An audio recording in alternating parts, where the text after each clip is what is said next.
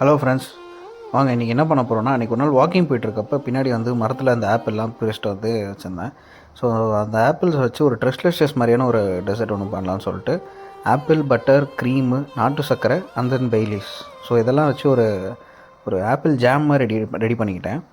And then வந்து பட்டரில் ப்ரெட்டை toast பண்ணிவிட்டு அதுக்கு வந்து ட்ரெஸ்லெஸ்ஸை சோக் பண்ணுற மில்க்கை ரெடி பண்ணிக்கலாம்னு சொல்லிட்டு அதுக்கும் நாட்டு சர்க்கரை, க்ரீம் அண்ட் பெய்லீஸ் இதெல்லாம் வச்சு வந்து ஒரு சோக் பண்ணுறதுக்கான ஒரு க்ரீமும் ரெடி பண்ணிக்கிட்டேன்.